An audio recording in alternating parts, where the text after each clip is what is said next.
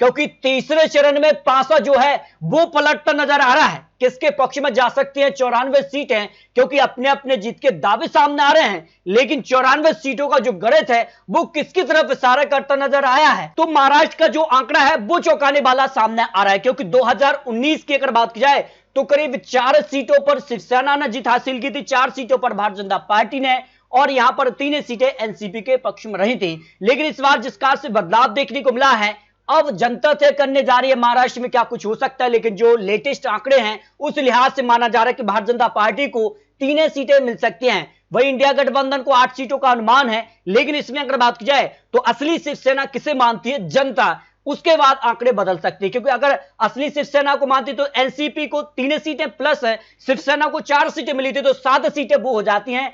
अब वो 7 सीटें जनता किसके पाले में देगी, क्या बीजेपी गठबंधन को या फिर इंडिया गठबंधन कांग्रेस गठबंधन को देगी, ये महत्वपूर्ण है। लेकिन महाराष्ट्र में यहां पर बड़ा उलटफेर देखने को मिल सकता है। उत्तर प्रदेश के लिए तीसरा चरण भी महत्वपूर्ण माना जा रहा है, क्योंकि जिस काल से यहां पर जनसभाएं की गई, बड़ी बड़ी यहां पर रैलियां की गई, जिस काल से यहां पर चुनावी प्रचार भी किए गए, चुनावी प्रचार थम चुके हैं, तो उसके बाद यूपी की जो यहां पर सीटें हैं वो महत्वपूर्ण मानी जा रही। हाथरस, संभल, ईटा, बदायूं, बरेली, आंवला, फतेहपुर सीकरी, फिरोजाबाद, मैनपुरी, ये वो सीटें हैं जहां कांटे की टक्कर इस बार देखने को मिल रही है।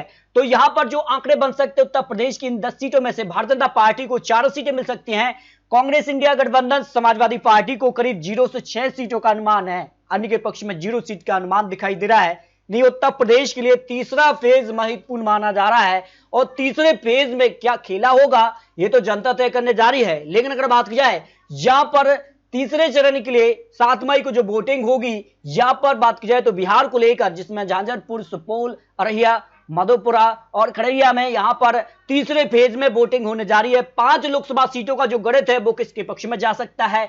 2 सीटों पर भारतीय जनता पार्टी गठबंधन और 3 सीटों पर इंडिया गठबंधन को जीत का अनुमान, यहां पर जो है जो लेटेस्ट ओपिनियन पोल के आंकड़े सामने आ रहे हैं। वही गुजरात की 26 सीटों की बात की जाए तो 2019 में सभी सीटों पर भारतीय जनता पार्टी ने कमल खिलाया था।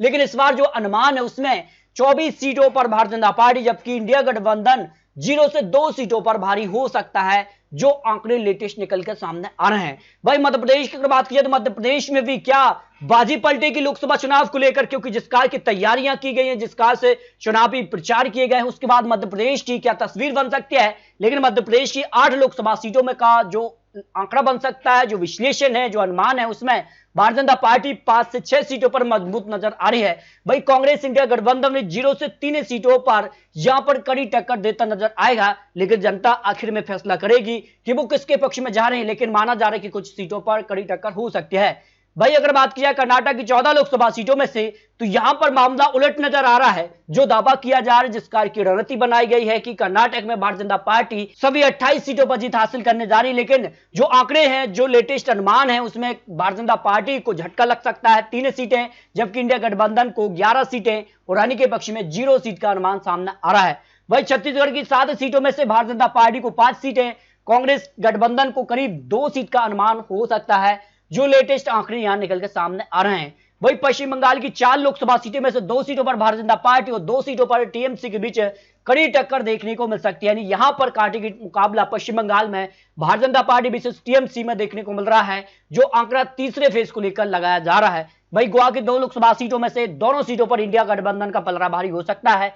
लेकिन माना जा रहा है कि उत्तर गोवा में भारतीय जनता पार्टी को जीत का अनुमान है। भाई दक्षिण गोवा की बात की जाए तो यहां पर कांग्रेस को जीत का अनुमान दिखाई दे रहा है। 2019 में भी यहां पर 1 सीट गोवा की भारतीय जनता पार्टी और 1 सीट पर कांग्रेस को जीत मिली थी। लेकिन असम की 4 लोकसभा सीटों में से 2 सीटों पर भारतीय जनता पार्टी और 2 सीटों पर इंडिया गठबंधन के बीच कांटे की टक्कर देखने को मिल सकती है। इस तरह से 94 सीटों का जो अनुमान है, उसमें भारतीय जनता पार्टी को 50 से 70 सीट का अनुमान यहां पर दिखाई दे रहा है, क्योंकि जिस कार की तैयारी की गई है, और इंडिया गठबंधन को करीब 30 से 40 सीटों का अनुमान यहां दिखाई दे रहा है, क्योंकि अन्य के पक्ष में भी 3 सीटों का अनुमान हो सकता है।